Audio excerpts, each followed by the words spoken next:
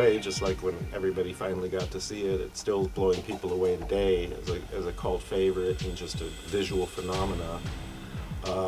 I've always been attracted to Masamune Shirow's work, and was one of the first people to deal with Masamune Shirow in the United States, and have been fortunate to work on his other projects, Black Magic M66.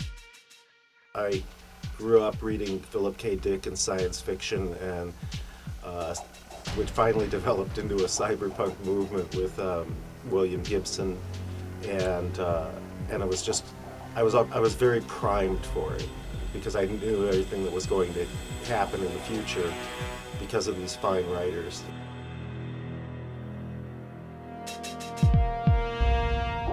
Very complex. I mean, that thing kicked my butt sometimes working on it, just trying to get my mind around how to do things and how to cast it and how to have the translation of it and how to make sure people understood. And especially with the Tachikoma dialogue, which I really enjoy because they're talking about books from my collection, like Flowers from Algernon, and and high-level psychology.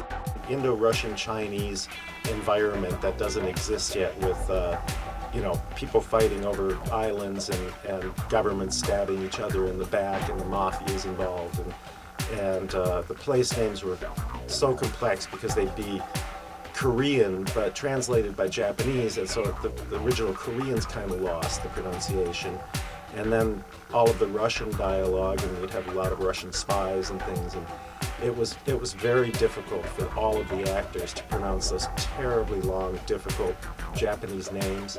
And poor the actor who plays Chief Aramaki, sometimes had to do those simple lines with just one foreign word in them. I had to do them like 20, 40 times, and I felt so horrible putting this old man through these just terrible hoops, and he would get so frustrated because he's such a perfect actor, as you all well know, but he really had to struggle with that, and did the whole cast. I found Mary one day, I don't remember how, and she was just perfect for the role. Well, I had been acting and directing for Zero Limit Productions for a number of years, and when they heard that Ghost in the Shell had a series coming out, they said, "We want you to play it." So I don't think they even, maybe speaking out of turn, but I'm not sure that they had auditions. I think I just sort of came in and we recorded some, and then they sent it off and said, "That's it." I was in the original Ghost in the Shell movie, actually. I came and auditioned for Kevin Seymour, and happily got the part of Bato, and I've been playing him ever since, and really loving it and enjoying it, and hope I go on playing him forever.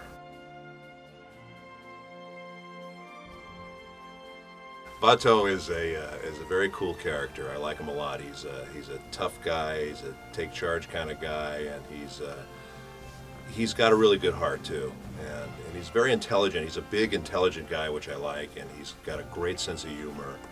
And there's a real sweet side to him. But he's tough as nails, and he doesn't take crap from anyone. She's a veiled character overall. I think she's very difficult to understand, and she is so hard and so straight-laced and just hard-assed, basically.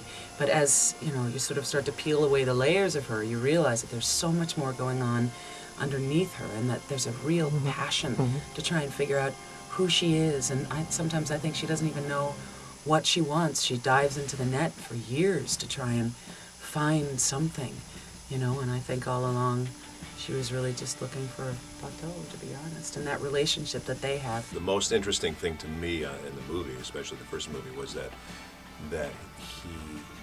Bato really fell in love with her. I think he really fell in love with her, and it was really kind of unrequited. There has to be an inner life to a character, and that's what you search for. And from at least my experience, anime is all subtext and emotion. Yeah, that's true. So you get these kind of characters where Bato actually is very emotional, but Motoko isn't. So what's underneath all of this? She was human once, so what happens when that humanity is stripped away from you? What does it do to a person? There's a lot of thought that goes behind this stuff, and there's a lot of layers to both of these characters that's really fascinating, and I think that's what makes it so interesting. If it was just a straightforward kind of shoot 'em up, it would have limited appeal, but I think because there is so many layers to all this stuff, and it hits you on so many different levels, I think that's what makes it so interesting.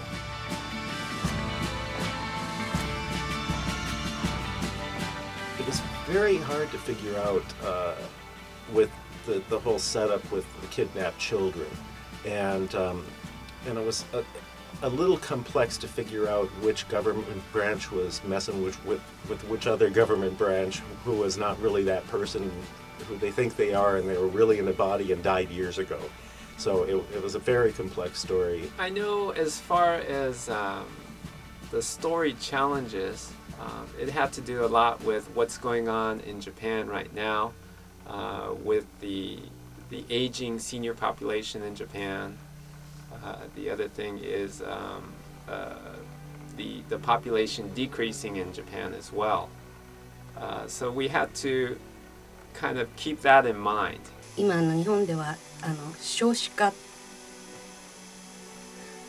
と高齢化がすごく大きな問題になっていて、要するにその少子化が進めば将来はその高齢社会を支える子どもたちがいないということで、そうするとメディケアの問題とかそういうものがすごく今危惧されてる、心配されてるんですよ。政治的にもその問題をとにかく何とかしようということで今大きな課題になっている問題なので、だから